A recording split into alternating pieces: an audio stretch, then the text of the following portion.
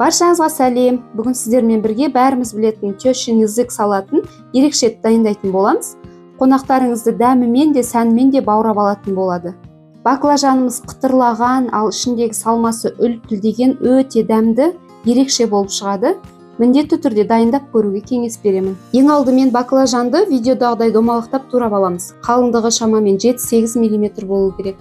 Егер осы видео ұнаған болса, арнама тіркеліп, лайк басып кетуді ұмытпаңыздар. Енді осы турап алған баклажандарды 15-20 минутқа тұз салынған салқын суға салып қою керек. Дәл осы рецептпен кабачкидан да жасауға болады. Немесе бір қабат баклажан, екінші қабатына кабачок салып та жасасаңыздар ерекше дәмді болады.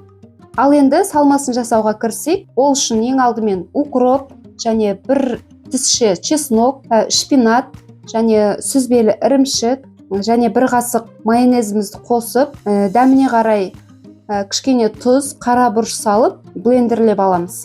Бұл жерде шпинат қоспай қоюға да болады, өйткені оны мен түсін шығару үшін ғана қолдандым. Одан дәмі ешқандай өзгермейді.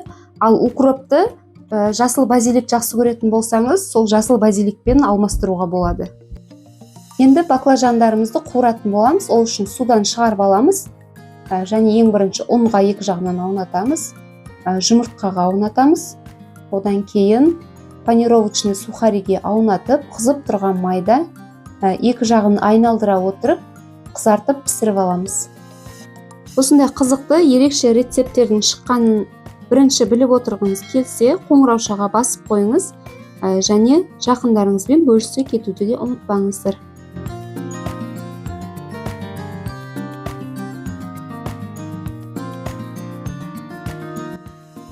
Енді салатымызды жинаймыз.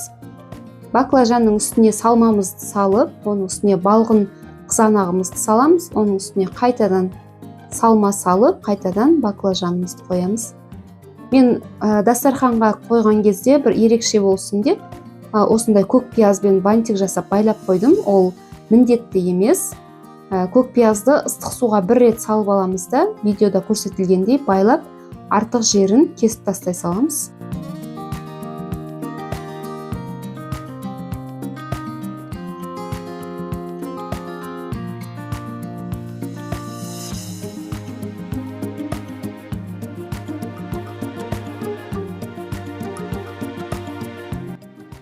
Видеоның соңына дейін қарап, лайк басып, комментарий жазып жатсаңыздар көп рахмет қолдауларыңызға.